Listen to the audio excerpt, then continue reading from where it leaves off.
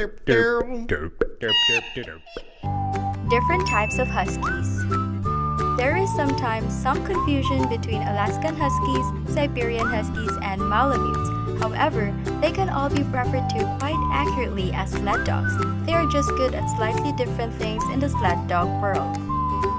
When most people think of a sled dog, their first thought is of the kind of dog used in Hollywood films. In other words, a large fluffy Malamute or a large Siberian with blue eyes. This, therefore, has become the stereotypical image of the sled dog for most people. However, the vast majority of safari companies, for instance, use rather so-called Alaskan Huskies, which may be quite far from this typical Hollywood Husky in appearance. Similarly, the vast majority of racing Huskies are either Alaskan Huskies or Eurohounds, with the super short-haired Eurohounds being used primarily in the sprint distance races. Now, let's explore different types of Huskies with funny pet videos. Number 1. The Alaskan Husky. The Alaskan Husky is a dog type bred solely for working ability, not appearance, rather than a specific breed, and not recognized by any kennel club. Breeders did not traditionally care what he looked like as long as he could pull his weight, so Alaskan Huskies are varied in their appearance. For hundreds of years, Inuit people and mushers bred dogs with other canines found in Alaskan Husky villages, and there is no specific breed standard that dictates breeding practices. They needed a dog that was smart and could run hard and fast with strength to pull heavy loads. Crosses between the Alaskan Husky and the Siberian Husky are called Alaskan Amerindian Huskies. Alaskan Huskies often have Siberian Husky in their blood, but they have usually been crossed to enhance characteristics like speed. The Alaskan Husky is essentially a mixed-breed sled dog that is defined by its job and performance and not its appearance. With appearance-wise, Alaskan Huskies are usually leaner in build than Siberians with a more pronounced tuck-up. Both Alaskans and Siberians can have the Hollywood blue or blue-brown eyes. Although contrary to expectation, in reality, only about 20% of Huskies have blue eyes and a further 20% have mixed coloration eyes.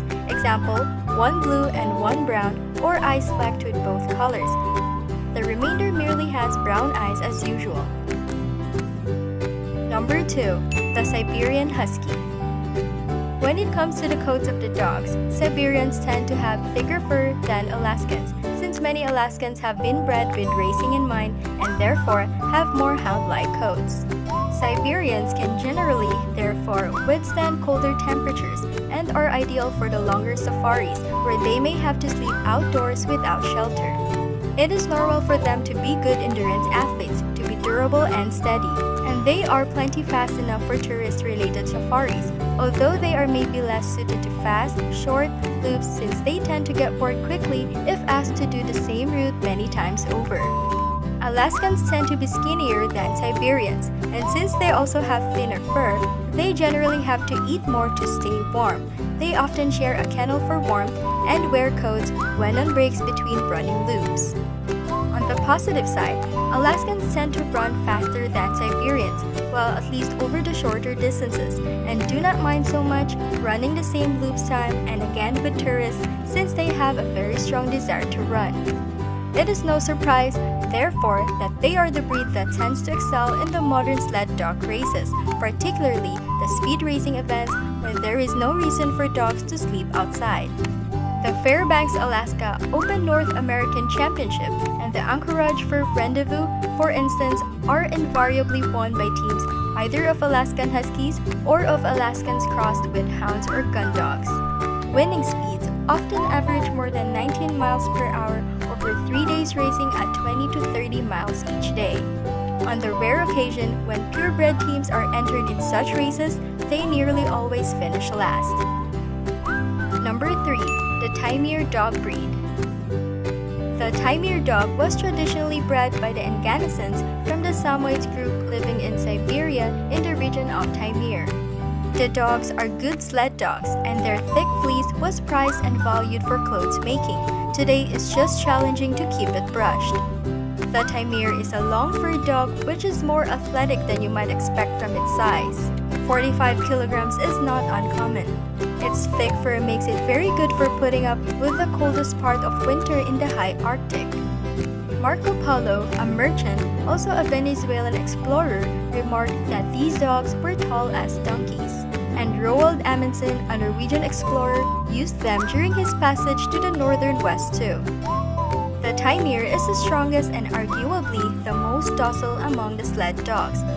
Loving and affectionate, friendly and obedient, they are ideal expedition dogs. The Nennet-Laika Taimyr mixes, Aknil, Elting, Tob, Kukun, Eden, etc. were originally reindeer herding dogs used by Nenets peoples from the Samoyeds group, whose origins are from the European, Russian, Arctic, and Western Siberian areas. Although traditionally not a sled dog, these dogs adapt themselves perfectly to working with the sleds because they are intelligent, with a fiery temperament and good stamina for the hardest and coldest parts of winter. They are a modest-bodied dog of between 25 kilograms and 35 kilograms, with a thick coat and tail which are more or less constantly matted despite our best efforts. The three names mentioned above are the most popular type of husky. Nowadays, they are raised as pets in the home by their friendly, lovely owners. Do you have a husky dog? Let us know. What do you think about a husky dog?